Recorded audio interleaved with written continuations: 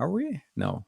Wait, are we? I mean, I'm alive. I don't know that Well, I we mean, are live. yeah, I can attest that I'm in the same situation. I am alive, but we are live finally. We are. Look at that. Ah, when all We else have the fails, best podcast intros ever. dude. When all else fails, the show just has to start by itself. We don't have to even be there. Um, I like we started trying to be all fancy with like let's have a countdown and a timer. Maybe we could do some and really just at some point you got to push go.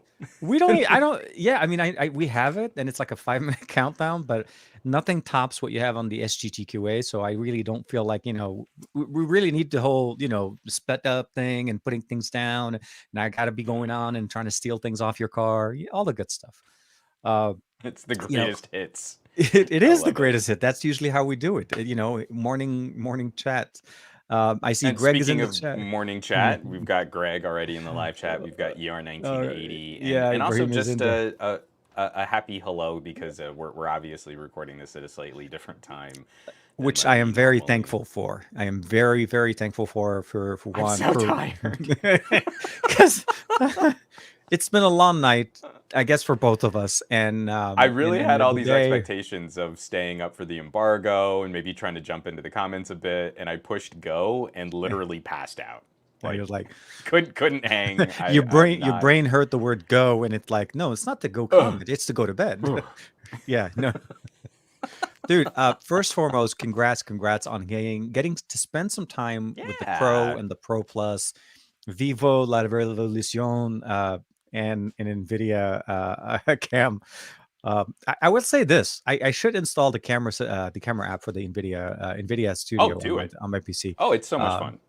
well, yeah, no, because I'm like, I see that yours is working because every time you bring a product, it just jumps straight to you, and it kind of does the whole, Now I your got to be careful. I don't know what's going on this morning. I've had two lockups on my system with this crazy routing of audio and video. So apologies in advance if I just like freeze and I have to jump out and jump if in. he freezes, I will take a drink.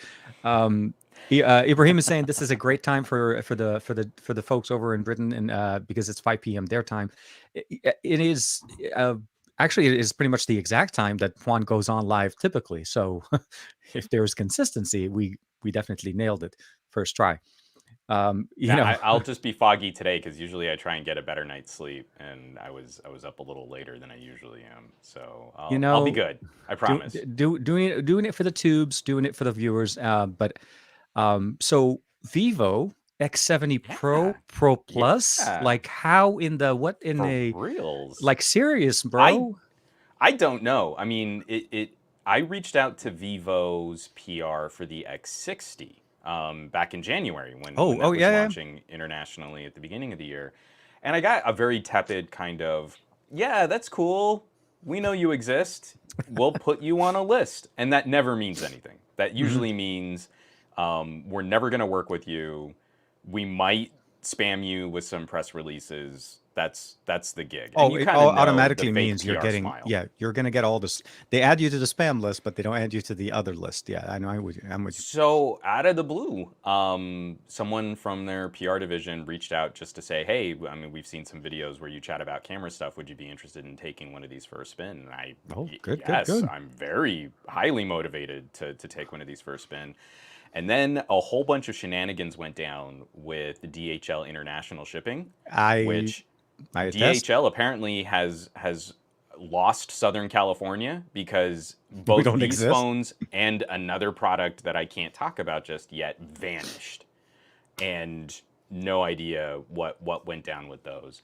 So I was running pretty hard. Hmm. There were a couple little teases on the Discord that I maybe said some stupid things that I shouldn't have said while being under an embargo. I was gonna say that never But happens. Yeah, keep going. yeah, I mean, again, I was like, oh, I'm just gonna share this photo. Oh my gosh, I should not have shared that photo. But this is not an advertisement for my Patreon or my Discord. I'm usually pretty good about not breaking my embargoes. But yeah, so I've been running pretty hard over the last just a little bit more than a week Good. to catch up with Fun Touch. This is my first experience with the Vivo, trying to do performance Yeah, testing. personally Like never it's been a have even lot looked at just Fun to Touch before. Yeah. yeah. So obviously there's a camera focus for the phones, and that's what I've been kind of leaning into the most. But I So am was gonna the have X60 as well. oh, absolutely. And Yeah, again, I said in my sort of reveal video, because it's not even a review, it's more of a comparison between, and you not didn't a have a review. comparison. Yeah, I know. A I full am disappointed. hands-on, I am absolutely disappointed. objective, You don't have the first 24-hour, 48 hours review for the 64 hours, seven conclusion. conclusive. I'm out in the street. Here's my review. Yeah, I know. Sorry. Absolutely. I mean, like I took 3 whole selfies with it, and now I can tell you exactly what the verdict is. Exactly. So, the video that I put out for today actually is a little bit less of a versus. It's less of a showdown for what's different. Hmm. And to me, the exciting thing about these two phones is there are so many hardware differences. I'm actually kind of impressed, not kind of. I am actually impressed with how similar Vivo has managed to Hmm. make these experiences. The X70 Pro does not feel like a lesser than phone. It is brutally competitive Okay. against significantly more expensive devices. Hmm. And then the Pro Plus does just feel like a plus of that. And Okay. that's really refreshing in a time where I mean like, Apple puts out 4 iPhones now with varying degrees of differences and they don't feel that different from each other. I'm a little anxious about the consumer understanding of the Pixel 6. Not what Google is doing, but just will Google market it appropriately so that the Pixel 6 is competing against the right phones and the 6 Pro is Hmm. competing against the right phones? Are they going to be able to inform potential customers about that? And so here's Vivo with one phone with an 888 plus, one phone with the Dimensity, 2 completely different main camera sensors, different strategies for gimbal implementation. I mean, Hmm. they should deservedly feel much more different than they actually do. Yep. And that's kind of special. Like you can tell some work has been achieved at making these feel like siblings. And that to me, I mean, like I had to make that kind of the crux of this video, comparing the two. I like that. I like the fact that you had the opportunity to check out different models. It's not just the, because Yeah. typically we don't do that, It's a right? Or lot to not the tackle, but yeah, I'm yeah. really glad. Typically we'll get either a version of the phone, like a model, like I think with the Xiaomi does that similarly as well. Like they sent me the Yeah. 11T Pro, and then the 11 Pro never came. The 11T never showed up. Something to do with DHL, and then 11T Pro did show up, and then the 11i. So typically you're not comparing the mid and the high, which I think is also a conversation of which one is the right one. Do you Yeah. really want to? Do you really need to take that overstep? But I love that title, Vivo X70 Pro Plus 5G Versus versus the I didn't Vivo put in X. Yeah, I, can you imagine the I title on tried. there? I'm literally down to like individual characters. Like I've got to cut something out of this title. So it has been brought up to my attention, although I kind of already knew, is that my titles for my videos are way too long, and that I literally go to 98, 99. That's how bad it is. So Yeah, I'm being very conscious about trying to rewrite some of my titles to try to keep them, short, easy to remember kind of thing, or maybe sure. intriguing. But still, again, kick ass. Start of a video showing it. I'll be honest, I didn't get a chance to check it out real quick because I was running a whole bunch of things this morning. But I did It catch it was on a the Twitters. weird embargo launch in It Indian is. Standard It's a Time. It is, because it is So technically being launched in India right now. It's a global, but it also is Vivo India, I guess. So it's either way. Still, I'm looking forward to the camera review. Actually, yeah. I think a few people already So alluded to that. I mean, someone was who was it Vazikos? What's the over under on a 2-hour Patreon camera deep dive? There are so many cameras on the back of this phone, and it's like I've got to kind of review every single one of them, and they're each so specific about what they accomplish, and Is that to that a me actually Zeiss? does. Is that a Zeiss icon Oh monitor? That yeah, so I mean that's also man, the biggie. I mean the Zeiss branding is all over the place, and I it's one love of those Zeiss. other things that kind of complicates the conversation. I mentioned this in the intro video. It's if you want to just focus on the main sensor in just the auto mode, you can shoot everything disabled, which is kind of a straight auto exposure. You have HDR settings that are individually toggled. You have Zeiss color settings that are independent of the HDR settings. And then on top of that, you can go to an AI mode for composition and advanced like color filtering. So from one camera sensor for one setup in just the auto mode, you're taking roughly 6 to 8 photos to compare against all of those different combinations. And then you can do all of that again in the pro mode where you have different RAW capabilities. They do a super scan RAW mode and a regular RAW capture. So kind of like what the iPhone does for a RAW photo, it's not a RAW photo, it's kind of a stacked RAW image. It's a stacked DNG, I should say. It's not a true philosophical RAW. So the Vivo does the same thing. You can capture a straight, like this is just the data off the sensor, or you can do one of these sort of super RAW images, and you have the Zeiss color science, and you still have the auto HDR, and you still have, so if there's a lot of options, man. Wow. Okay. in just one sensor, just getting my samples for one sensor, I'm taking 20 photos for one setup. And then I want to also check the ultra wide. Yeah. And then I also want to check the 2x zoom sensor, which is kind of for portraiture. Then I also want to check the 5 times zoom. Then I also want to see how far the zoom can really reach and focus. I mean, like anyone who thinks that they've got a bead on this camera and showing you like, well, I took a couple side-by-side comparisons with an iPhone, they are not well versed on this camera. Like for everything that I love about an LG or a Sony, Vivo is in that conversation with so much to control. I've been shooting on it for a week, and I feel like I'm just starting to get a feel for where I would want to use what settings. So that means I'm only just now, after a week of heavy shooting, I'm only just now beginning to feel proficient at coming up with an expectation for what the phone can do under different lighting conditions. So there are times where I wouldn't want to use an HDR shot if I feel like the contrast and the color burn that they do is going to be too extreme, but I still want the Zeiss color. You know, like I want to be able to predict what's going to deliver the best photo. And you can't do that if you've been trained to shoot on a Pixel or an iPhone. I just go out and push the make the good photo button. Like that's not this at all. And you really got to kind of weed through. Do you find handheld photography on this is better, or do you feel like a tripod is needed with the level of control that you're getting? I mean, again, different shooting situations where the phone will reward you for treating it more like a camera. You know, it is like a Sony when it comes to some of that pro stuff. Less so for photos. I feel like these super large sensors don't have any issues with faster shutter speeds. Is it the same sensor on both? Action.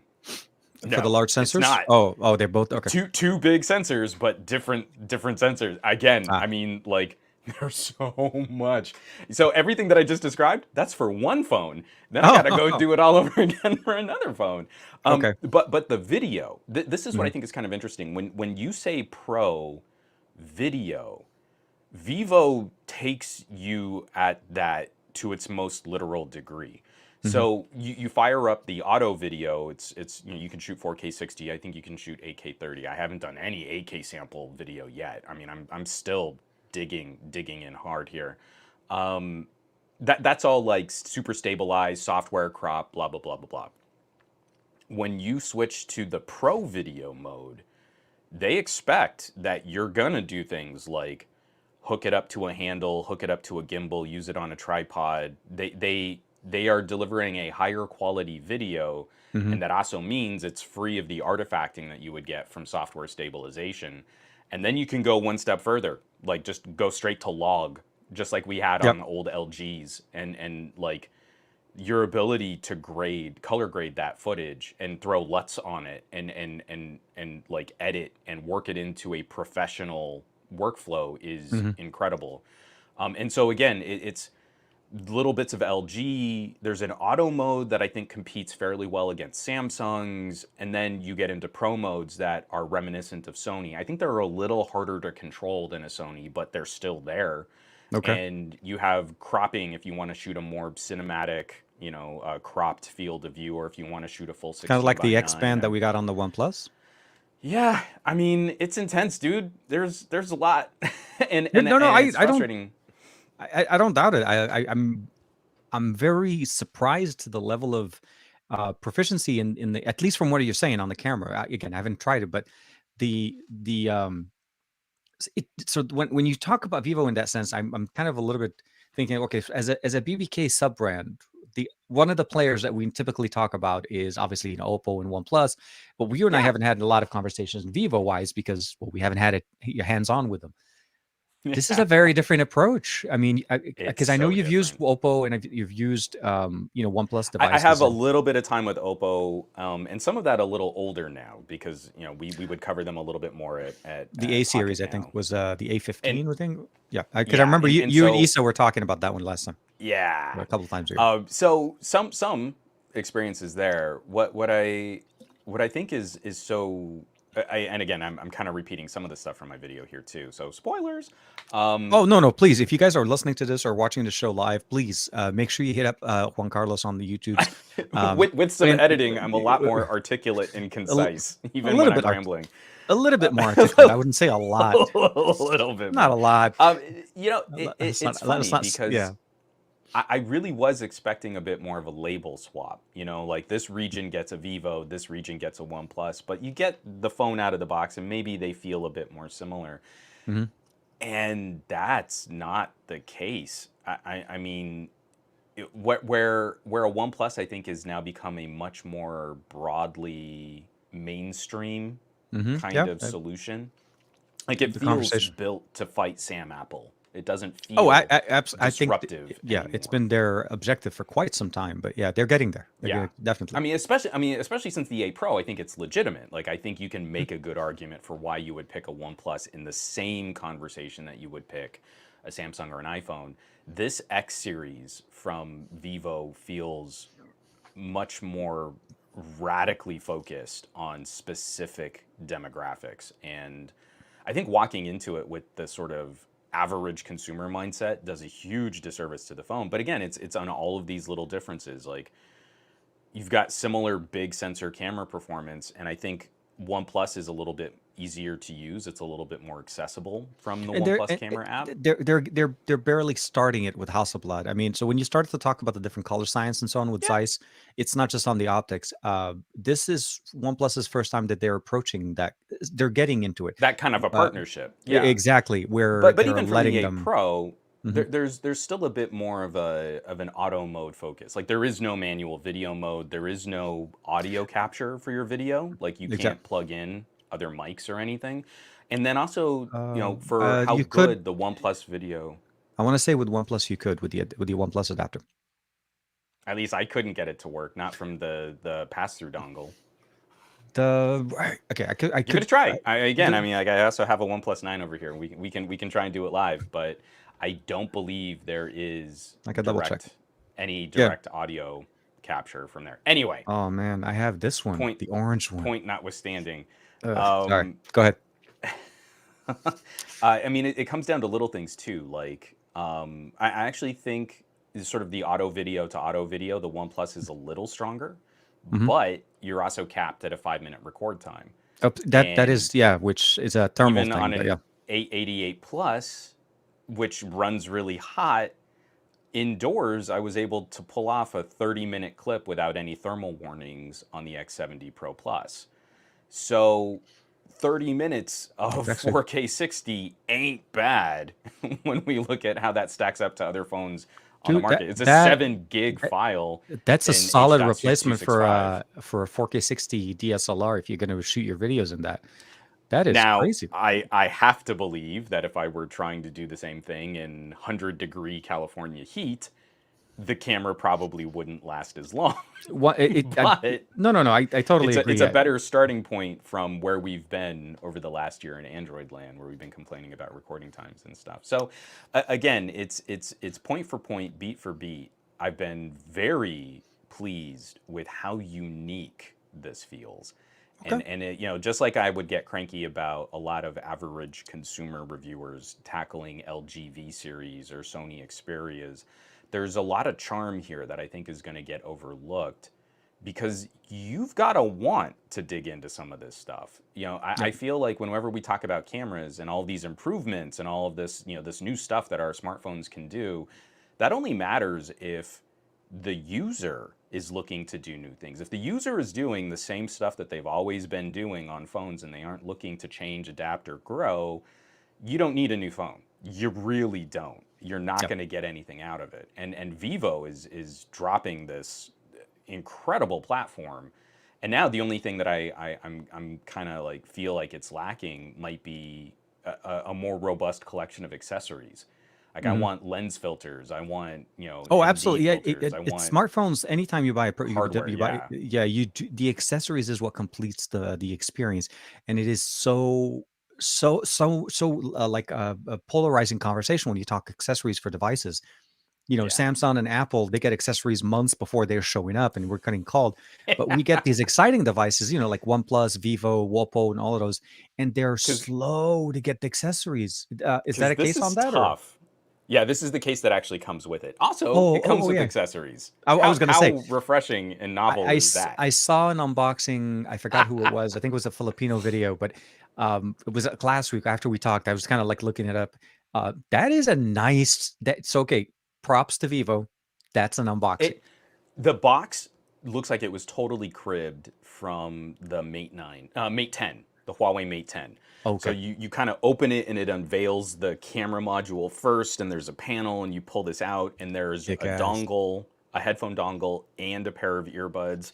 There's a case in the box, a super large, the 50-watt fast charger. Everything is in there, and you'll probably replace some of it, but Oh no, I, but I'm kind of over this premium phone that just the phone comes in a box and then you have to spend more on accessories and I get more packaging and shipping waste. I was gonna say, which seems to be a story that's gonna go through. But I'm really happy to see that the iPhone 14 already has cases. Thank you, Aditya, for the update. So for everybody looking for iPhone 14 cases, I was worried about the iPhone 14 because Yeah, I 13 mean, is because already we old do need to news. cover our iPhone 15 rumors. It's the only way that we can stay ahead of the algorithm is to just start making stuff up and Absolutely, absolutely. leaks. Uh, leaks. I think that's what we should just say it.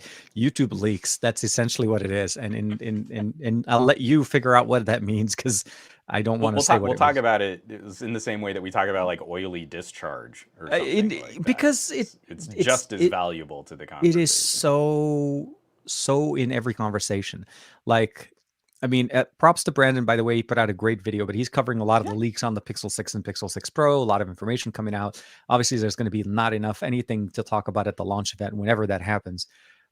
But the long story or the short version of it is, it's when things come out that are surprising and that we didn't really expect. Now people are looking for these little silver linings of the wow, they kept this one under wraps, like Microsoft with the Hmm. studio. Um, the overall, I think one thing I would probably say, and I want to touch base a little bit on Ibrahim's question here with Yeah. the OnePlus and Oppo. Um, did you get a chance to? Well, actually, we'll talk about FunTouch in a little bit. Let's talk a little bit more about the custom ISP here. Uh, Yeah. we're talking about you said Dimensity on the Pro, so the Pro is running Dimensity Hmm. 1200. Yeah. The inner. So this is also what's complicated is there are versions of the X70 with Exynos, with Dimensity, and with Qualcomm. Oh, So Vivo is that is. covering the spread, and So the it is market international based. flavor.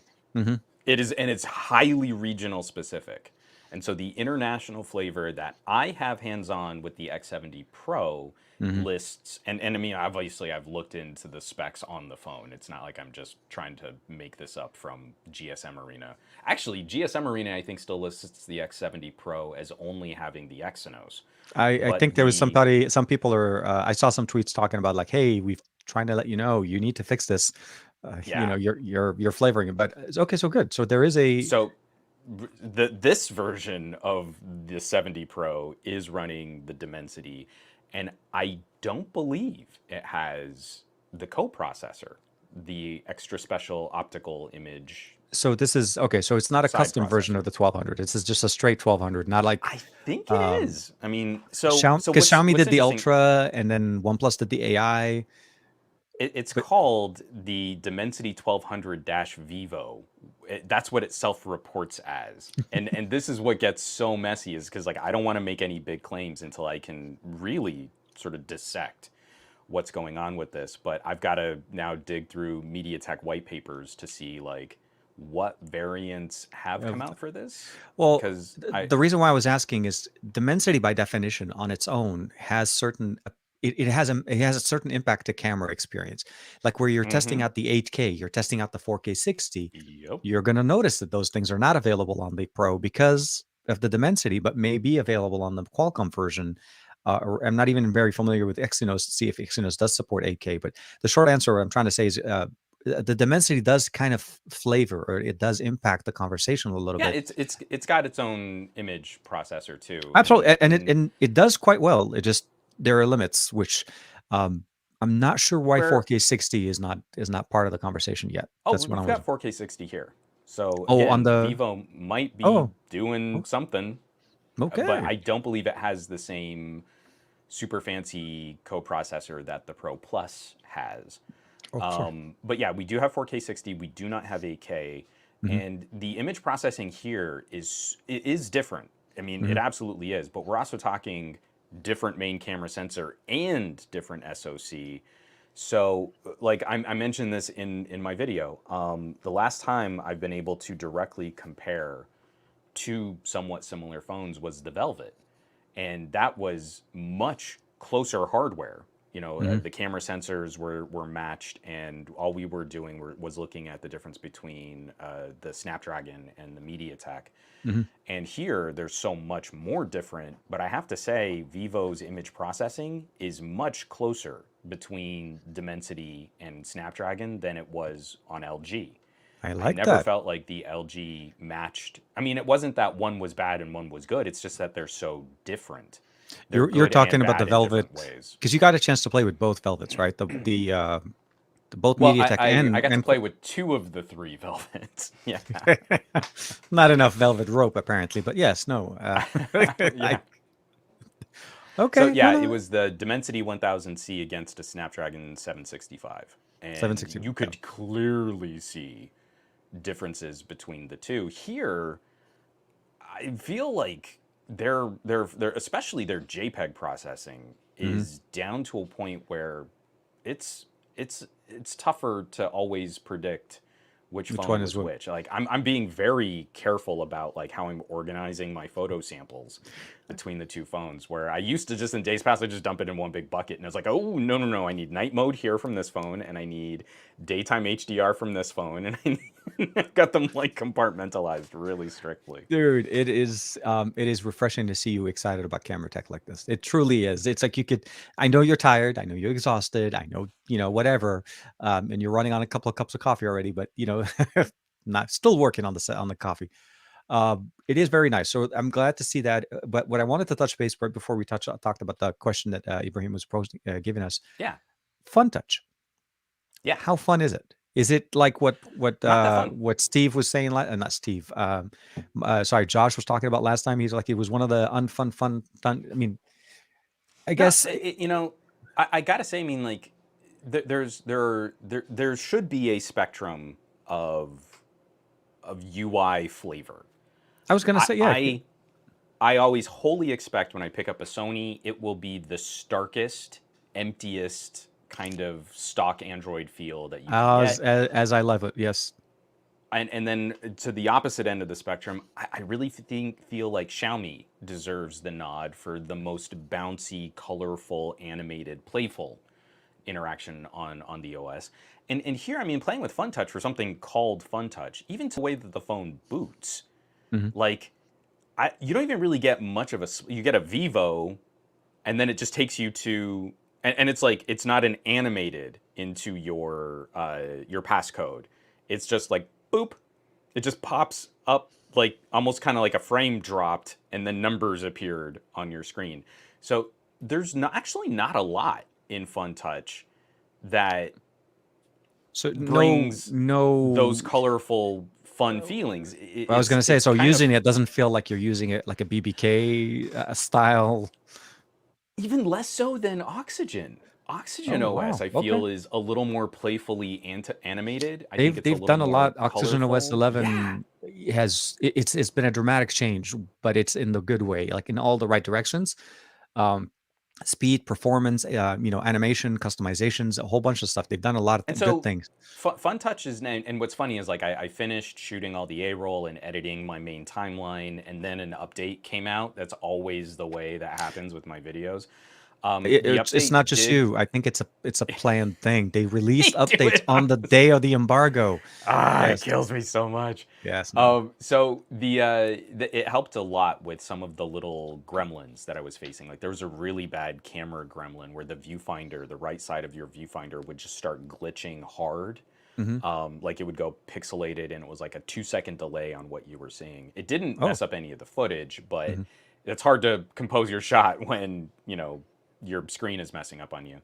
There are still a few little just hitches, like adaptive refresh on your app drawer can Hmm. get kind of sticky. That smooths itself out, but especially after a fresh boot, like sliding up your app drawer is like a slideshow as it's kind of repopulating all of that information. Things like that where I feel Oxygen is just a bit better polished. But Actually, I it's also been. kind of I also kind of dig that there's an idea of this phone and it's very hard edged, and it kind of does get out of your way, not in like a Sony way where Sony is just stark and utilitarian. This Mhm. is still a bit more skinned and colorful and animated, but it's a step lower on that priority than Oxygen. Oxygen's more mainstream. I have to believe that Oppo and OnePlus are going hard for Mhm. Xiaomi, and the Vivo kind of feels like it can be a bit more of an experimental niche, and that's Okay. where a lot of their focus and attention went. Not on the colorful friendly stuff, just on get to the point. The point is the cameras, and all of their software development focus kind of went into a camera app that is almost absurdly feature rich. I like that. No, no. It's so okay. So I guess from what we're getting is it's an experience of its own. It's not an experience derivative of another's. It does not Where what feel we're like a where we're OnePlus, starting to yeah. see some harmony between Oxygen and color. Vivo doesn't seem like it's going to be playing that. Sorry about that. I don't know how that came in. Vivo doesn't seem Gesundheit. like a bless you, Dankeschön. Um, Vivo doesn't seem to be playing that game. It's like okay, okay, not doing that again. Um, so that actually, so I think overall, what I'm feeling like is we really need to wait for the camera review. We need to let you, um, I guess, stoop in the I Vivo experience that it is. I'm a week of shooting heavy, and like you again, we have like a little fitness channel on the Mm. Discord, and from last week to the week before, I mean from the week before last to last week, my step count has like tripled because I've been out shooting photo samples. I Have mean you that been should be a back? dead giveaway. Whenever Juan's Uh, doing a camera review, his fitness stats get Steps go up. way Like better. okay, well that's how you shoot. You don't even have to ask him. Just look at the numbers. I'm Any a full chances the week of bridge is that. coming back? The dark the creepy tunnel coming back? Oh no! So I unfortunately I haven't made my pilgrimage back to the Look at creepy that. tunnel. I'm Okay, no, really no, anxious please. about that actually because without getting too weird and emotional, the last couple times I was there, it kind of turned into a homeless encampment, and Oh, I just that's feel it's so not cool of me to go and use that as like a photo prop absolutely. to show No, no. people that are having a hard time. So we'll have to see. I am going back. I mean, I am planning on doing like kind of a retrospect, and taking a bunch of phones with me from 2020 and 2021, just to like, hey, over the years, this is how like this landmark has kind of changed. But I'm really sensitive about how I do that.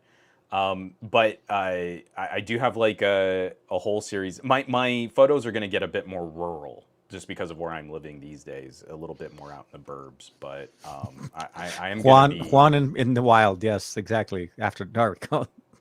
OnlyFans. So We got it. right now, the plan is to finish up a gimbal video, just kind of Oh, talking that about the was the gimbal next thing. settings on the Yeah. phone. So you never got a chance to play with the X60 because I think that was the biggest focus for the X60 when it came out was that gimbal movement configuration and how it. I mean, so I guess when you get a chance to play with it, have you tried any steady shots? Have you? Is it? Yeah. Are you getting like No, no wing XP? Okay, it's different. it is not wing, my friend. Okay. So no, this is what's so exciting. Every feature on this phone fits somewhere in a continuum or a spectrum, Okay. and like I feel like Google deserves a ton of credit for the Pixel getting flavors of image stabilization on Mm-hmm. even some of their less expensive phones, all the way up to where the LG Wing tackles gimbal-like controls where you can do like panning across your frame and you can do different flavors. Like you can make it sort of a first person where it just sort of smooths out the video, or you can make it horizon stabilized. Mm-hmm. The Vivo lands somewhere in between that. So it's not like, a Samsung just has super steady mode and then it's Mm-hmm. kind of better and it's 1080p. Yeah. This does give you some options for like horizon leveling so Mm-hmm. that no matter how you turn the phone, your horizon stays pretty flat. I mean, Yeah. some slightly more advanced stuff, but it's a little bit more like the Pixel in that regard than it is the Wing. Okay. That said, there is this one little detail icon on your screen which is incredibly helpful, that they've got this circle indicator with like a little Mm-hmm. bullseye and a little wiggle target. So as you're moving around, even if you're just trying to hold steady Mm-hmm. to line up your shot, it's giving you real-time gyro information for how much you're moving the phone. Okay. And if you're like shooting video and you're moving it outside of these ring indicators, the phone is telling you super organically your video will be less stable. And Okay. so it's just this target that you can kind of see past, but you see the little wiggle indicator. You don't have to focus on it with But like it your gives you a visual little bit of acuity. error margin so that you know that if as long as you stay You within it. know how far you can push that video before it starts getting shakier or choppier. Little considerations like that, where you've got the hardware, like the gimbal hardware to pull this stuff off, Mm-hmm. helps so much in kind of showing you what the limits of the device are and how hard you can go before you're sort of surpassing those limits. Mm-hmm. And again, I kind of bristle. Like I feel a Pixel camera is incredible for sort of a quick access point and shoot style consumer grade camera. Getting more information is never a bad thing. Absolutely. Like, No, no, no. giving a content creator the ability to kind of hone in or perfect their craft or grow as a content creator is always going to be a high mark, a high thumbs up for me.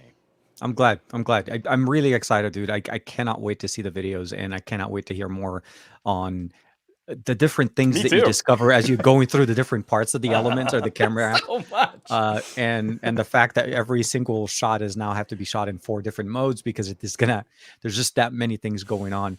I mean, I you will can say do Zeiss color without HDR. You can do you could Zeiss color with AI and without HDR. You can do Zeiss color with HDR and AI. You can do no Zeiss color with Oh, HDR and no AI. You can do HDR with AI. You can turn it all off. You can turn it all on.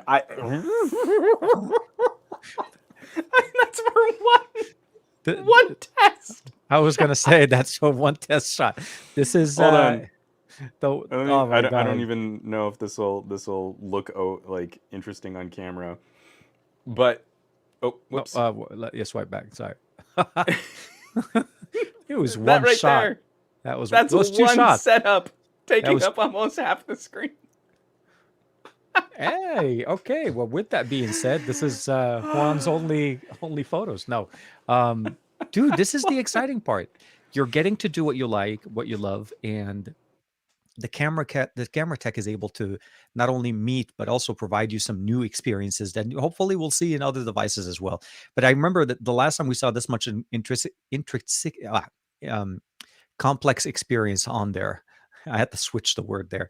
Yeah, Um, I get you. it reminds me a lot of LG, like you said, Sony, Hmm. but it is full on Vivo and what Vivo wants to do. And I'm glad that you got a chance to play and you're getting a chance to play with both the Pro and the Pro Plus. Um, and we'll have to see. FunTouch is something that, I mean, Oxygen OS and even with MIUI, they all at some point did suffer from not having that smooth experience, intended for global market, essentially. The best way I always say it, because I feel like MIUI did great in Asian markets in the past, because I think it was more tailored for Hmm. them. And then when you get somebody from the US that looked at it, it was like, okay, I'm not understanding this. This is not flowing. And then MIUI 12 came in, and now we're like, wow, okay. 11 even was really, really nice. And then Yeah. Oxygen OS did the same thing. Oxygen OS 11 does it, and hopefully Oxygen OS 12 will continue that experience. Yeah, and I don't want to leave this off with the expectation that like you've got to suffer a terrible skin, because FunTouch is not. It's not Oh, terrible. It's not yeah. bad. No, I wasn't flavoring it I in just that. think Yeah, it's funny that they've named it fun. FunTouch, and it actually seems less fun. Again, those things that make Xiaomi's that make MIUI 12 so interesting. This is the first time I think we've seen in Android land such heavily animated skin performing this fluidly. Hmm. Samsung has never been able to pull this off. LG never would have attempted it. It was a Those kind. like LG was terrible at animations and transitions, and MIUI 12 is so exciting because like you close an app and the way that your home screen animates back as all of the little icons come floating in from different directions and your notifications slide down is so smooth. Like so much power goes into making that phone like look and feel that way. And I feel Oxygen on a OnePlus, it's not that heavily animated, but it's still a bouncier feel. Hmm. Where FunTouch is colorful, but it's not as bouncy or fun. And it's just funny to me that like Oxygen OS sounds like it would be the pure clean operating system, and FunTouch would be the fun bouncy Bouncy version of operating it. system, and that doesn't seem to be how these different BBK subsidiaries have No, treated no. their own It products. seems like OnePlus and Oppo are starting to work more together than it seems like Vivo is still sustaining on its own, and I don't think there's much of a Yeah, consideration, at least from the look on it. But no. we don't know, obviously, where we are now and where we would be in the future. The big thing, obviously, is Android 12. We finally have I think what we have is the final beta on our Pixel smartphones. We're Hmm. starting to see more betas come out. I think I finally got it installed on my OnePlus, the latest beta that OnePlus pushed out. Um, it's interesting to start seeing the flavoring on how everything is evolving. So definitely very exciting. We'll have to keep an eye on it, and hopefully maybe we can deep dive a little bit more once For Android comes out sure. officially. But I did want to touch a little bit about one other thing that you pushed out this week, and it is the Yeah. name. The name threw me off, by the way. When you threw out this morning when you were sending me topics, it's like we can talk about the Zerda, and I'm like, Zerda, the Zerda. I forgot it was the IQ. Is it IQ or EQ? EQ, So I've already said almost like eco because I'm Eco. wrong. I I'm pretty sure I'm incorrect. I think it's Ico or Eco. Eco, Oh, but Eco. someone Okay. will correct me, and This I'll probably still not say it any differently. you So know what it is, whichever way it is. So when I first saw that one, because I think I got an email from the same company. Originally they were they mentioned it as basically saying that it was an amp, sorry, a DAC. But then when you look into it, the title says this is an amp, and then I think I yeah, read a little bit more, but it does have an actual DAC built into it. So yep, this is not just a straight amplifying audio. It's a legit portable.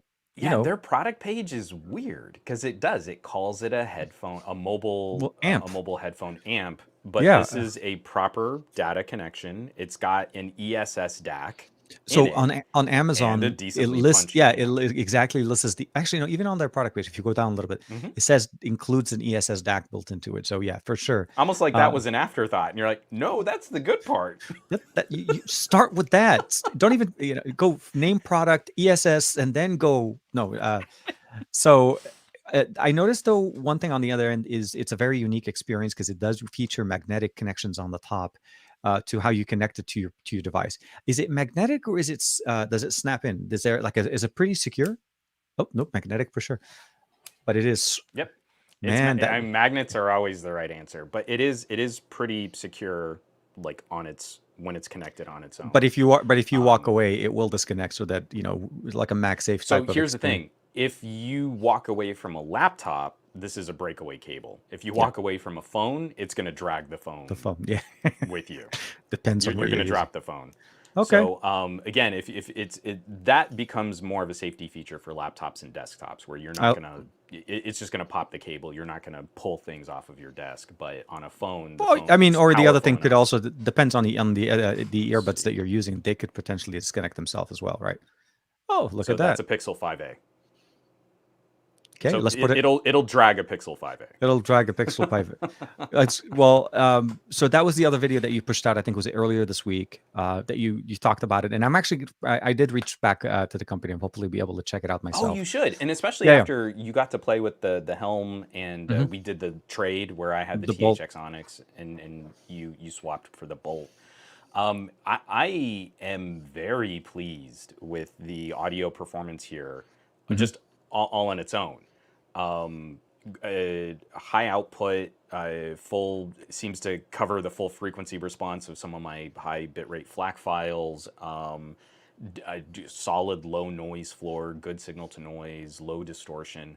I feel Hmm. the THX Onyx kind of beats it in almost every single one of those categories, But but at it's a expected. tier. Yeah, I was Well, gonna say it's expected because THX made their own certification. This is not, as far as I know, it's not AAA certified. So they're Mm. not paying for the THX certification process of ultra low distortion, ultra low noise, but the numbers are pretty close, and to a scientific degree that I'm not entirely confident many human ears would ever be able to hear those kinds of differences. Hmm. The amp is solid, and it's right in that same ballpark. Maybe just slightly lower output than what I got from the Bolt and from the THX, but still plenty powerful enough to drive some pretty thirsty headphones. Hmm. And with this magnetic, oh, and that it also, this is silly, but it also operates as an inline remote, which for all the space that the THX has, it would be nice to maybe have some of those buttons, It was a not just longer. have It that was super long definitely puck. the DAC the actual unit itself was already longer, and you get the cable that's already kind of. It felt like it could have used additional one, but is the volume control on the IQ the EQ Eco um Ikko, Eco, is it independent from the device or is it just controlling the device? it depends on the device. Ah.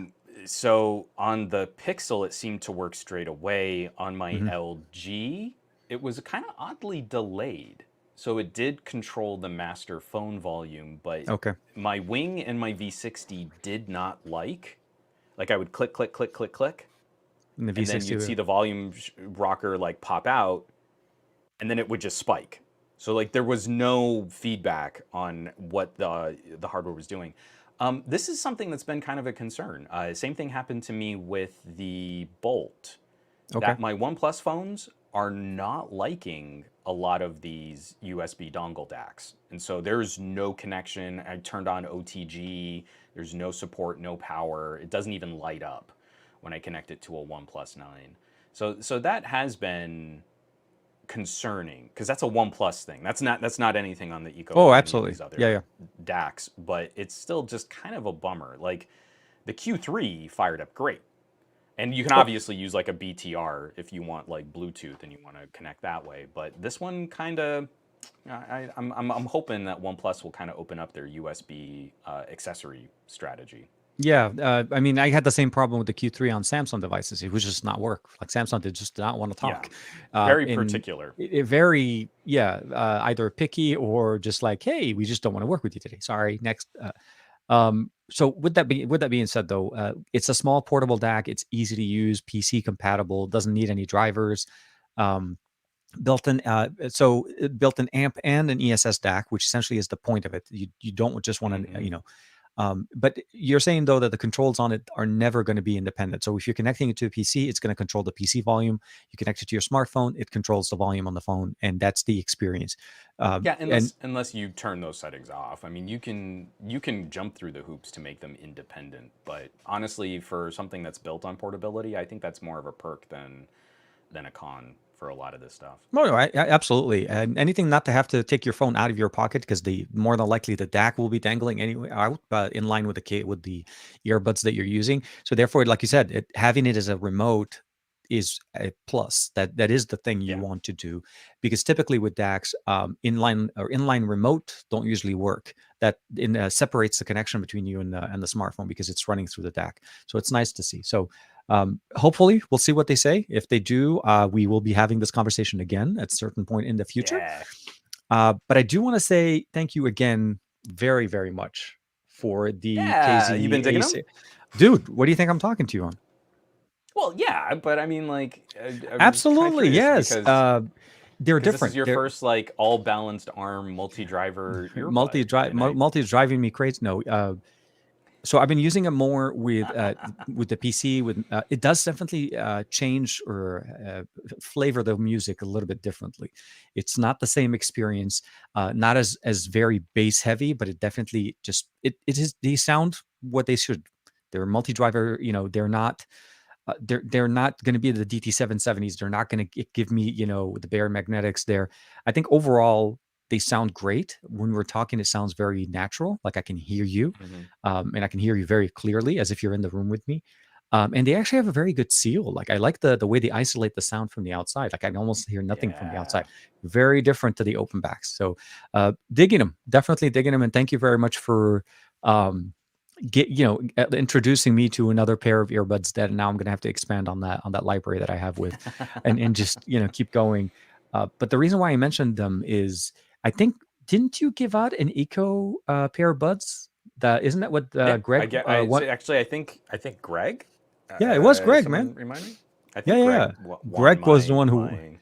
The only reason I'm mentioning it is because I remember that we did talk about this.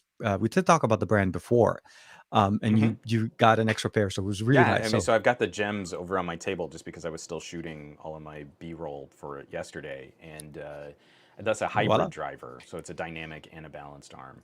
Well, they're aren't they like more well, they're IEMs, right? I think they're more of so a lot of these we call IEM, especially when they have that kind of larger the larger casing that's supposed to fill sort of the bowl of your ear. So this is what we would normally refer to as an IEM style design, as opposed to like a really good pair of bullets. Something like the periodic audios just look like, literally they look like little bullets. And I thought you were talking about OnePlus for 1 second. Well, but yeah, it's kind of funny is because they don't make those anymore, or I don't know if they do. Maybe they don't. But they made some smaller ear casings, but like a lot of they would call them bullets, but they would have a bit more of that larger casing mold that's akin to an IEM. And again, when you make that IEM casing, you've got a little bit more room, and so when you have a little bit more room, you can kind of play around with different driver designs and different driver pairings. I like that. Those are my ES4s. These are my CCAs. These have 8 balanced arms per ear. And you've got the room to put in a lot of extra hardware when you start playing around with stuff like that. I like it. So yeah, it's a fun world to kind of go down, because you can kind of recreate, and you can play with so many different colors. I know you were kind of rocking those B&Os, and I like those B&Os for kind of a consumer single dynamic driver sort of earbud. They, for the most part, they perform. They're picky. I'll say they're this. Very mellow. Yeah, but they're also picky on what device they'd like to work on, because not every device works with them. Like somehow, but I like, ever since I got them, I was so happy at the time where, that was back in the day when we used to get things when you get a phone, right? Like you pick up a phone, you got a free, even Samsung used to play the game. You get a free SD card, you get a, insert Y and Z, but then. Well, and that was a fun fight, because that was right around the time we were getting those sort of in-ear cabled earbuds that were pretty good from Samsung also. Yeah, and they eventually became the AKG labeled ones, but they're not AKG really tune, AKG earbuds. Yeah, I was gonna say, it's not a. Samsung uses the AKG on everything right now. I think it's pretty much how they're moving forward. But sadly, we're in a wireless world. We're actually, if you think about it, a little bit backwards right now. Juan is running wireless, and I'm running wired. Like I was like, see, like for my live streaming now, I don't want to be tethered. If I want to like lean back, Juan wants to be able to hear me. Okay, go to the wall, come back, do whatever he wants, and. chill Now this factor. is podcasting. Let the this is chill podcasting. Chill, man. Yeah. It is one of those. So that was one of the things I was very excited about. The other thing I just pushed out a video this morning about. It's an accessory that I've been wanting to get or trying to get my hands on for a while. Um, the ability of using a monitor or an external monitor, because we've reviewed portable monitors for some time, right? We're starting to see some emails now being popping up every once in a while. 4K portable monitor, blah blah blah, insert resolution. Yeah. But all of these solutions that we've seen in the past have always been independent monitors. They've always had to sit on the side, or they've always had to be carried separately. But I've seen a whole bunch, and I was unfortunately one of the backers of a failed Kickstarter campaign, or not, I would say Kickstarter or Indiegogo, where they were trying to put out a system where it would allow you to have two monitors that slide from the back of your computer, and then you then have a triple monitor setup, so like a truly workstation level experience. But then I got reached out from Mobile Pixels. I don't know if you guys are familiar with them. I pushed out the video this morning, and this by far is one of the simplest, easiest ways to have an extra monitor. Magnetically goes on the back of your on your PC. If you want to use it on your Mac or your PC, works perfectly. Connects via USB-C or USB-A. Works like really, really nice. But what I loved about it is the presentation mode. You can flip the display from the side and go all the way back there. So let's say you and I are working. I can be on my laptop on my side, showing you a presentation on your side, or even we can do screen mirroring. And it's just so simple. And then to kick it up, if you really want to go extra, you could use it as a DeX monitor, like an external monitor for DeX, or a switch. Like, I'm like, okay, so this works with everything. It's like this really, like it gave me like neck stock feeling, but in a portable mounted on the back of my laptop. Like right now, this is pretty much how my setup is going to be. I now have the 15-inch on the laptop on the Acer, and then they're going to be my secondary 13.3-inch monitor, and that's going to be my viewfinder. So I put in my preview video there, and I edit the video on the main screen, which is crazy good. So anyways, I'm happy that I got that. That was one of my biggest things this week. I just pushed out the video this morning, and it's a nice piece of tech that works more than just being one thing. You know what I mean? And it's portable in the right way. So, well, and I think that definitely speaks to an idea that I hope we all, like, especially those of us who would consider ourselves tech enthusiasts, can kind of help spread the word on just a little bit more.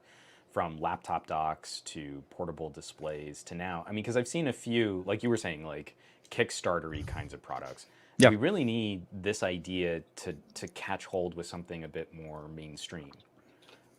Like everything that we're working with now is super boutique, and I'm waiting for the HP, I'm waiting for the Asus or the Dell or the Lenovo that's going to take this concept and deliver it properly in a way that could potentially disrupt some of their other product lines.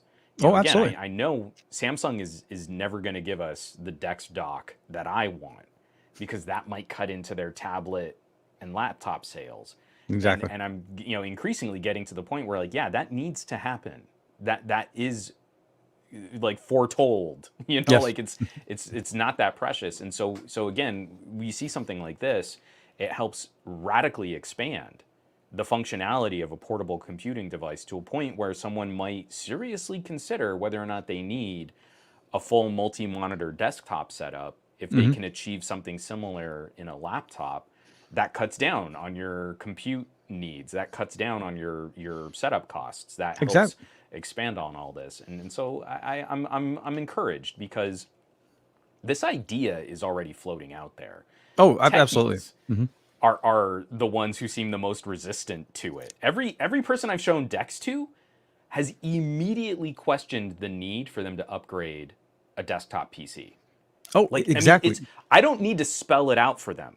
I plug in their phone to a monitor, they fire up a web browser, they're immediately doing the same things that they usually do from like their home computer. And they come to the conclusion on their own, yeah, I probably don't need to buy a new PC. Yeah, for what you need, that accessible now. If you're spending money on your phone and you truly realize when you're not using all of the power that your phone can do, like that much of a feature, and I feel like it's one of the least talked about features in any presentation that Samsung ever does. It's almost like it's the only time they really tried to show it off is when Huawei was beating them to the punch. Oh, absolutely. When Right now, Huawei there is no competition for and this idea, for this setup, they and now stopped at Samsung is matching Huawei. completely. Exactly. There was It no one spurring them on. Not even LG with Screen Plus.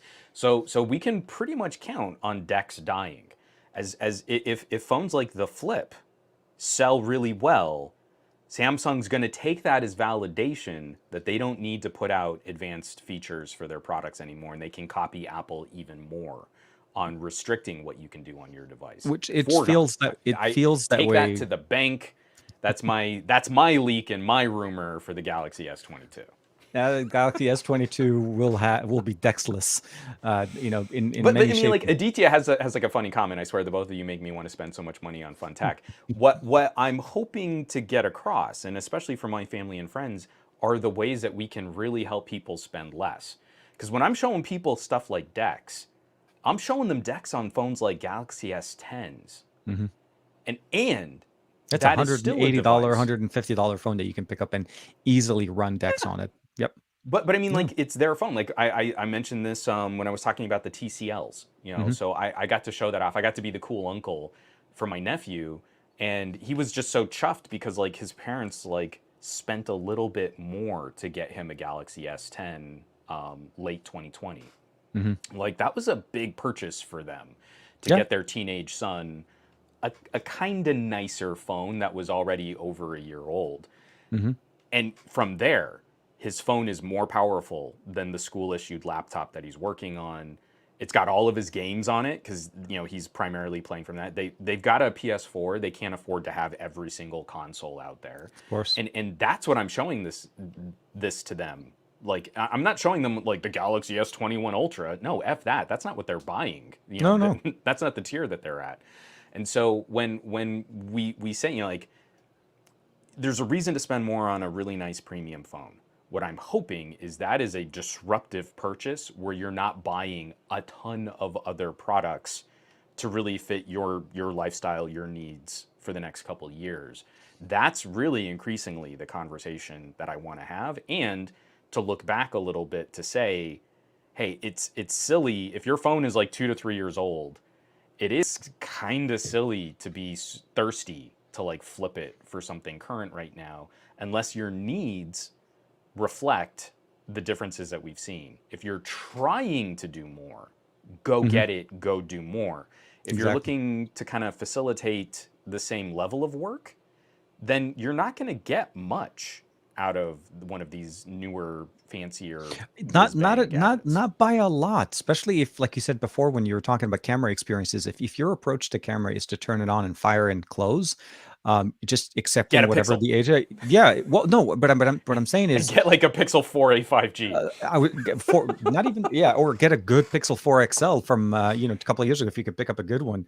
The Pixel 4a 5, man, I'm really digging the 5a right now. This is really, Yeah, it I is. guess that's fair too. The 5A battery life is just It's stupid.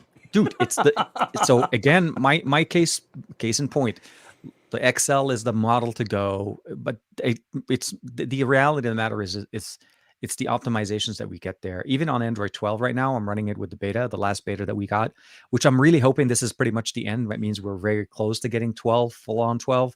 Um, Yeah. it is very, very nice. Theming works really good. The overall UI elements, the boot up, very, very little issues. Let's just say that. I mean, whatever they're doing, it's pretty much there. So I'm excited to see that, and I want to start seeing more flavors from different companies. I think Samsung's running it on the S21 Ultra, but I'm not ready to jump on One UI 4, mostly because of the way they do it. They typically cancel all of the the good lock features because they don't get updated as fast. They always get Yeah. updated late, and I love the way good lock works. I don't know. I'm a little bit of a like that. I mean, Hey, Fat I haven't flipped this switch on my. Yeah, Alt Ed Tech is in here too, and dude, Fat I none Produce of that. just And saying Fat hey. Produce is in there. Hey, man. Good morning, man. But Oh, I'm the Gabriella same as kind well. of with OnePlus, and especially because the earlier beta had some teething pains, and I didn't want to Oh, it lock up was, my yeah. OnePlus 9. So Well, I'm I waiting on ran that it on one the 9. too. I decided to do it on the 9, not the Pro. My Pro always ends up being the one because if I jump on the OnePlus, I always go in for the 9 Pro. Nothing against the 9, but typically what I've done also last year with the 8, I did the exact same thing. I always run the betas on the 8, and then I run the full release on the 9 Pro. Again, just like average consumers Consumer. do. They have a shelf full of fancy gadgets. Aditya is totally like hammering us on it. You're saying that your family is like a regular family that buys only according to their needs and doesn't have free phones being shipped to them 2 weeks before launch. Absolutely. And Ibrahim is also kind of touching on that as well. XDA has been doing a great job on talking 12.1 and foldables. So, which has been fueling the fire of potentially, foldables by the end of the year from Google, but we'll have to see. And and then Altetex jumping in is One UI where we remove everything you like and add it later and bring it back later as a feature, because that's how we do it. Man, my love hate for Samsung, and especially back, what was it, Note 9, where they pulled a bunch of advanced camera features for their One UI update. It just hurts my soul when you have to do that dance. It's that weird relationship where you're there, you're kind of in it, and then the more you try to look at it, you're like, I'm not having this, I'm getting less of this, and this is gone. Where is this going? It's just how do you, it becomes harder to explain and justify the conversation. But actually, you know what? To kind of flip the script on that, because again, our show is the best of our week, not Juan is cranky and complains about Samsung all the time. I did want to touch and get your thoughts. What XDA has been doing on 12.1, my feelings on this are very easy to sum up. What I see from the advances coming in this 0.1 update look very heavily Microsoft inspired. And down to the testing that they're doing with the gestures and the sliding and swiping between apps, and especially the notification drop. You can pull a notification down to one panel to kind of open it up or expand it. This is right up my alley. Like, all of the work that we've seen from the first Duo seems to be coming to fruition for Android here. And I was kind of curious what your reactions were when you saw some of the stuff that's rumored to come in 12.1. So first and foremost, I'm really hoping that the direction, the indications that they're reading, reading the tea leaves per se, that foldables are going to start becoming a conversation that Google's finally going to be in. So some of those elements that you're referring to, I kind of want to mention too, is because some of them are already in Samsung UI as well. I feel like there's some of these implementation maybe also maybe flavored by Samsung's work with Google. The ability to bring down your notification shade from the area where you are, or bring it down. Those things I feel like need to happen. Google's approach to Android right now is changing, but all of this can go all over the place if they don't unlock, because one of the biggest rumors also talking about it is 6 and 6 Pro will not have HDMI out. That kind of bugged me a little bit when we started looking at it. I'm like, come on. So, but I mean, in fact, I'm fairly confident that they won't. Even with the 6 Pro being called a Pro, I feel like Google, unfortunately, will make a move to defend the separate platform of Chrome OS and make it something unique for when they deliver a foldable, that this is an Android-only UI and that is different from their laptops and tablets. Which I've always had the argument. We always had like the heck out of me. Well, because on Chrome OS you get the Google Play Store, you get Android on Chrome OS, but that conversation just doesn't work the other way. So that's, I think, what I feel like is I'm I guess trying to get to. I'm excited about what 12.1 is could potentially bring us, but it also could be the potential idea that Google may be jumping back into into the larger form factor experience of Android, not just mobile, rectangular glowing rectangle. By the way, #subreddit. Make sure you check it out if you haven't had a chance to check it out. It is run by the guy sitting to the left of me. Okay, it is left of me, but on the picture it's on the right, or something. So make sure you check that out. Podcasting is hard. Way hard, especially if they're listening to it. It's like, what do you mean you're left? I'm like, okay, he's not sitting next to me realistically. Is it house left or stage left? What are we talking? It is geographically to the, I have no idea. Are you to the left? I'm to the west of you, I think. You are to the west. Yeah, you are southwest of where I am. Let's just say that. So yes, to the guy southwest of where I am, and not in the picture. I want to see more optimizations into UI element and the way we moved. Material U changed a lot of things for us. Google now has truly its own pixel skin, but to this day, we've always talked about rumors about, how does Android run on larger displays? Samsung puts their version of it on top of it for tablets. They're still putting, I mean, they kept tablets going where Google stopped. And the approach that we're getting right now is that we are still confined by that rectangle shaped device. We need to move away from that and have a better user experience that Google is considering that narrative, or at least helping sculpt that narrative, and no longer just having Samsung lead the way and then Google kind of like, Samsung, what are you doing? Let me see what I can do. You know what I mean? So Yeah. I would love to see them. I would love to see some of the optimizations that they're looking into. But I also would love to see what they can do in that scope. I mean, who would they work with? Are they going to use Samsung's approach with a bendable display like the Fold, or are they going to look at other solutions to try to control the conversation? So we'll have to see. 12. It's hard to talk about 12.1 when 12 hasn't even officially been out, but it is something exciting to see what they're coming. XDA Michelle's been doing amazing work, digging in Like and digging trying. deep Yeah, on a lot of that absolutely. stuff. Yeah. I feel like he's sitting in a room, one place. He's like, okay, let's just start with this. Let me do this. Let me do And a whole bunch of especially it. because this is also a great point from ER 1980, and Yeah. it's what makes me so giddy and so anxious about Duo and Duo 2. Mm-hmm. I think a lot of us had completely written off Android for tablets. Oh, In my opinion, for quite some time. Yeah, Nexus if was it one wasn't of the last ones. something totally disposable cheap, the only tablet worth discussing was a Samsung because of DeX. Like, I really didn't feel there was much point until I picked up the Duo. Mm-hmm. And there's also part of me like, man, it'd be really cool if Microsoft would make a Surface Solo running Mm-hmm. Android. Like a truly run it as a tablet as opposed to Yeah. the tablet on And a so phone kind of thing. and to ER 1980's point here, what I see in 12.1 would immediately make Android tablets significantly more competitive against iPads. Mm-hmm. For just the fluidity of how you multitask and you split screen, all the things gesture that are in support. Yep. iPad OS that I desperately want in iOS would immediately be more accessible and then also probably a lot cheaper. Where Android tablets would probably be rocking mid-ranger gear. If it's built into the code, every tablet can get it. It's not even something that you'd have to worry about. Yep. No. Yeah.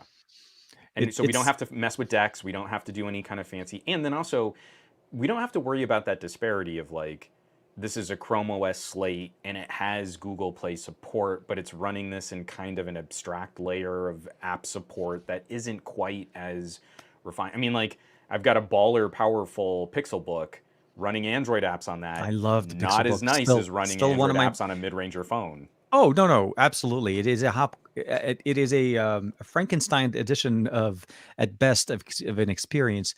But functional. I was about to jump into that.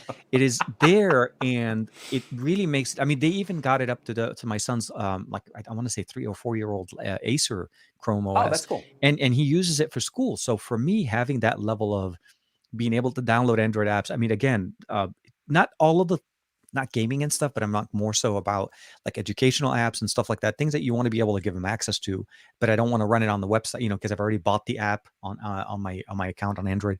So the long story is, I feel like it's a one-way direction, and we need to start having that other conversation. How does Chrome OS and augment the experience of what we use on mobile devices? And I think on a tablet it makes perfect sense, but it is the truly optimized Android experience, because that's when you start getting it on other manufacturers and we get better options, more competition, and it could maybe have a impact over on the iOS side at some point. But I want to have a different experience. That'll never happen. Oh, absolutely not. Oh, they'll invent it in a couple of years or so. When they take away the Lightning and bring over some of the iPad OS over into iOS. It's just a lot. To me, it's always interesting to see. The year is coming almost to an end. We have a couple of devices that are still, to me, that are exciting. The Pixels, for sure. The Xperia 5, hopefully, where we start hearing about it, Xperia 5 Mark III. Obviously, Vivo was one of them. And then I think that's kind of like rounding it off, because we already had the big hitters. There's not much. If an SE comes out from Samsung, we'll see. And again, I mean, like my personal fixation on this is also wholly expecting it to be kind of a low viewed topic would be Duo 2. I So think it's going to have so here's my thought on the I Duo think 2. it'll grow because it's It's kind of like Surface, you know, Surface Pro to Surface Pro 2 to Surface Pro 3. It took those 3 generations before consumers started taking them more seriously.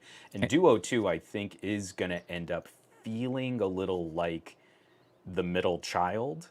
mhm. You know, it's going to help improve phone features, but we're still going to need a little extra refinement before we get to that Duo 3 where consumers, not techies giving it more positive reviews, but consumers are out there with a little bit more interest in what Microsoft might show. And that this will be the first time Microsoft has ever stuck.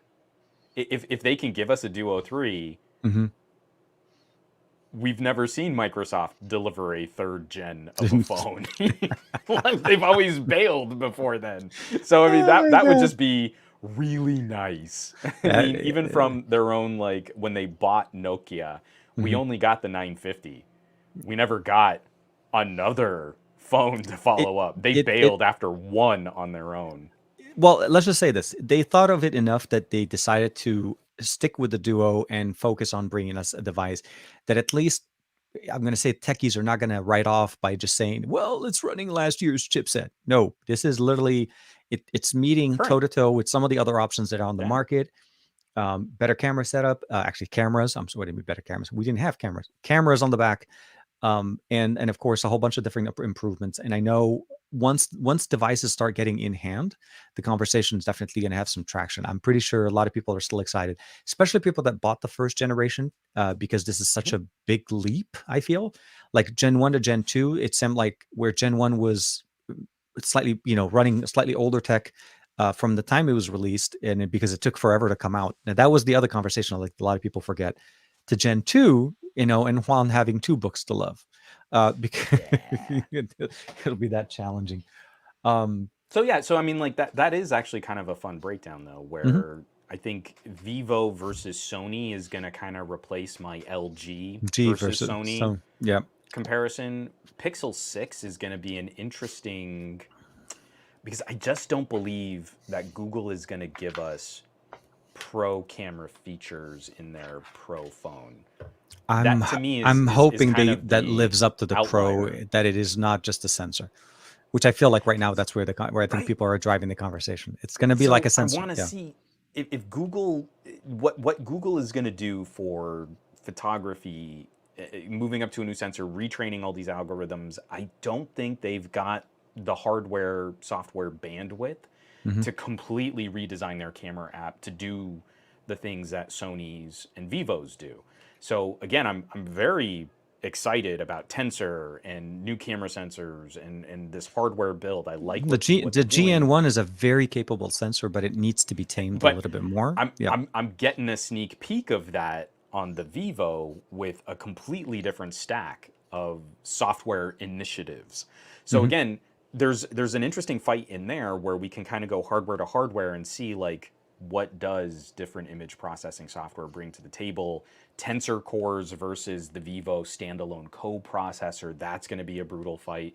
And Yep. The then dual I feel dual for mark. us, it's going to be the productivity battle again, looking at Duo versus Fold, and It just is. seeing like how those kind of stack up against each other for, very very very different hardware approaches to arrive at very similar ideas. I think the end of this year is actually very showdown heavy, where I usually don't do as many comparisons on my channel. Like Hmm. every video I start kind of immediately has this, well, to describe how I'm using this, I need to set context by talking about something completely different. Like I'm going to do this gimbal video for the Vivo. Hmm. Immediately, I have to say like, and this is how it stacks up against what a Pixel 5 does, and how that's different than what my Wing does. And there's Hmm. a spectrum of ideas at play, and each phone fits in a different spot on that spectrum. It's not good or bad, or better or worse, or winner or loser.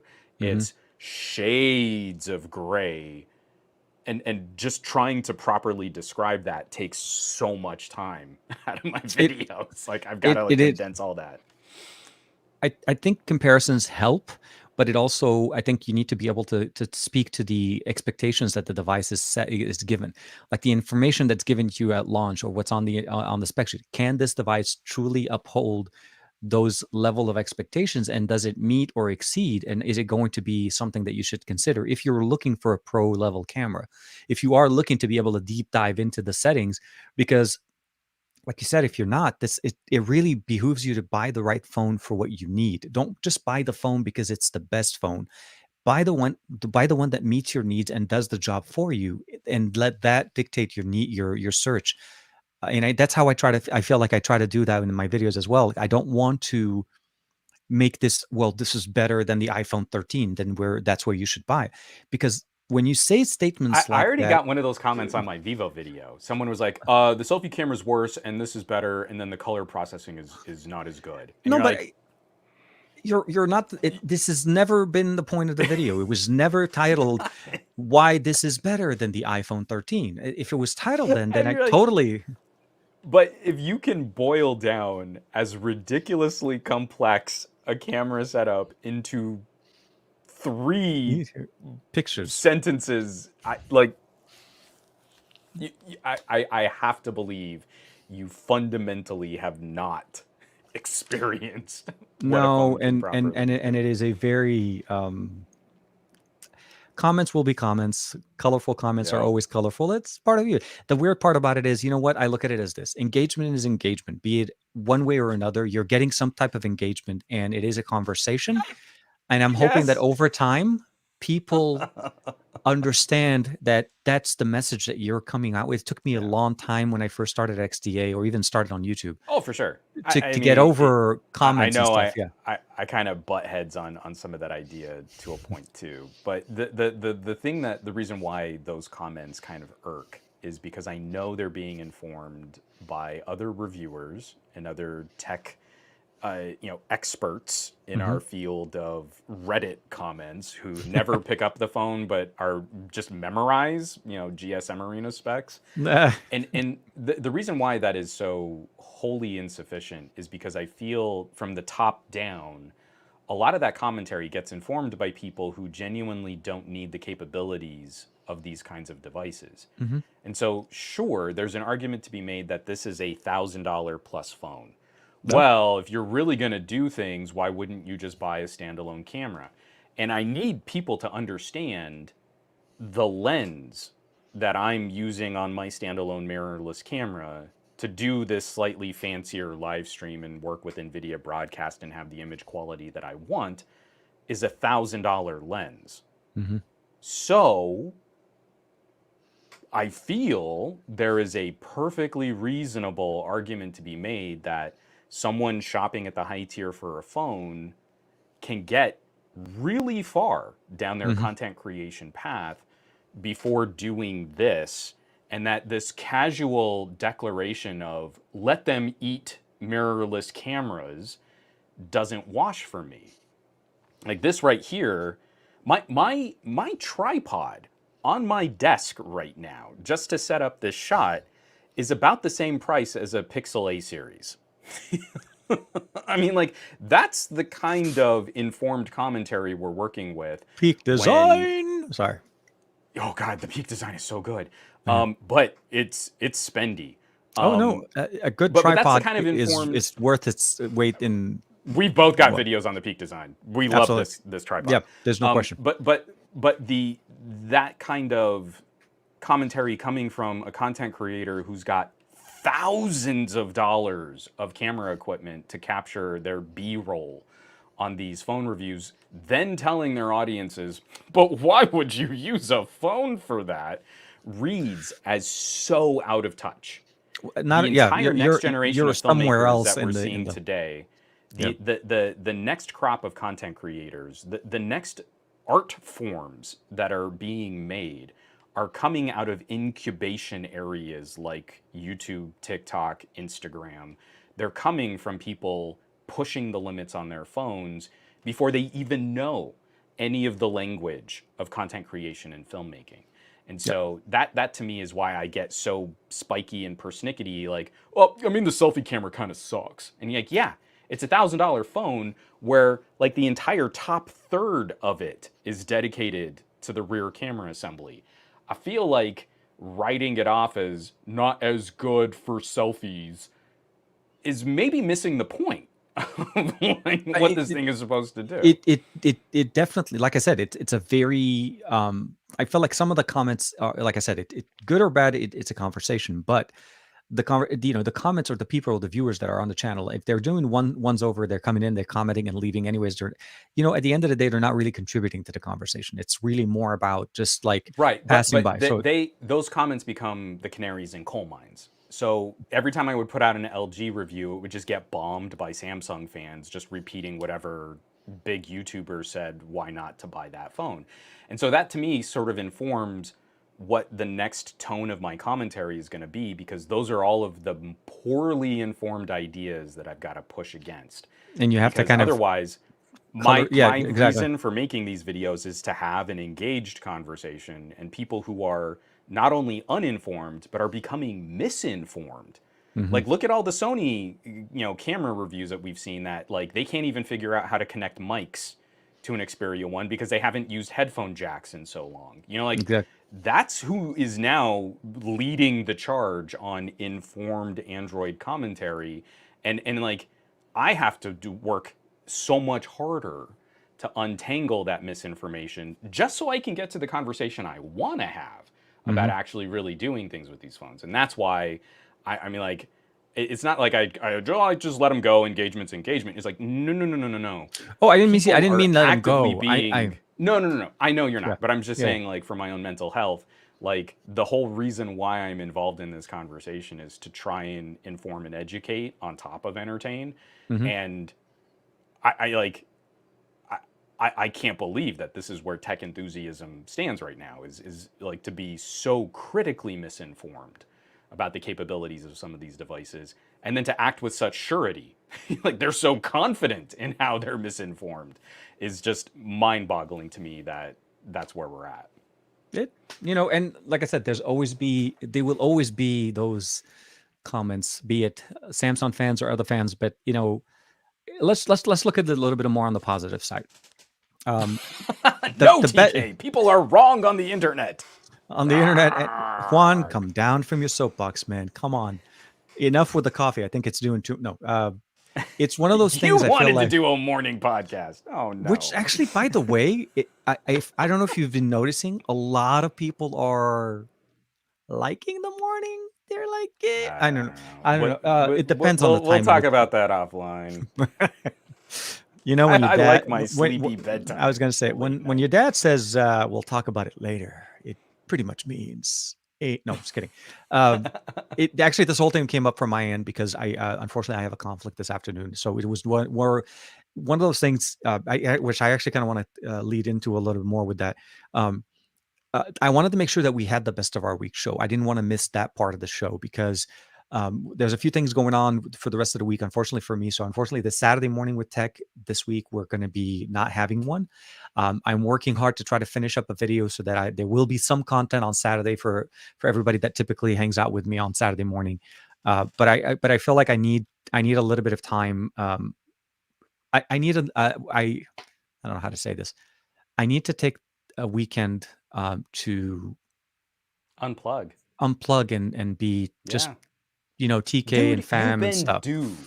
Like seriously, So you've been managing multiple channels and still doing a little light consulting and hosting on the side, some I sponsored videos, and you work a and, day job. and I So was gonna go say spend time day with your family, and man. and day job has been really hard the last couple of weeks, and it hasn't finished. So with that being said, I want to say first and foremost, hopefully you guys will be good. Obviously, hopefully enjoy the video for Saturday, and I'll try to be back up and running on Monday, hopefully with more energy and more, like literally, I want to be off the internet for a certain number of days where I'm actually going to shut off social media apps, not to not talk to you guys. Obviously, it's more about actually disconnecting, and I have a hard time doing that. Kind of like I think Aditya and Greg one time caught me in the middle of the night at 3 a.m. Like, why are you tweeting at 3 a.m.?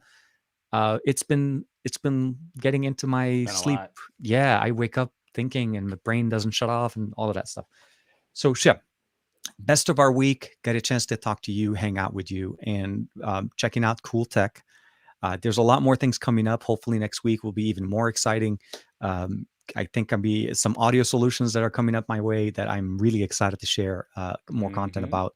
And if I do get a chance to play with the Ikko, the DAC, I'd love to be able to check it out, see how it works with the KZs, how And it works also, with my like, other if options. they don't get back to you, let me know, because I got to put this in your Oh, hands. So absolutely. When I saw your video, the first thing that hit my mind is I'm like, I remember seeing that name. And I was like, okay, wait a minute. It was the exact product, same thing. And I'm assuming it's probably the same person. I just, at the time, when I read the title, I did the exact same thing I was talking. I read it as an amp. And I'm like, at that point, I was like, I prefer better audio, not just amplified audio. I don't need an amp to amplify the audio. My DAC already does that. And then once I saw your video, I went back and read it. I'm like, yeah, it has an ESS DAC. And I'm like, okay. Now I know. I should have read more. The title of the product is not the right. So I think for me, at least this week has been an interesting week. It's a busy week, and I'm hoping things get a little bit cooler. But I can't wait for the Pixel. I can't wait. If I could, I would call Google now, release it.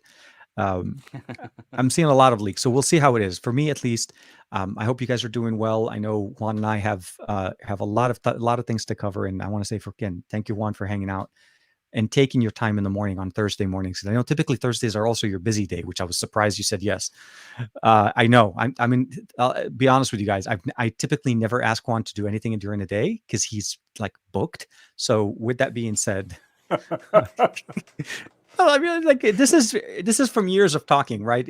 Juan and we've known each other for years, so this is not new. I will say this: thank you very much for hanging out with us, Juan. Was there anything? Are you going to be posting any other videos this week, or is it? Yeah, I'm actually gonna. I'm really trying to fly to see if I can get that gimbal video out tomorrow.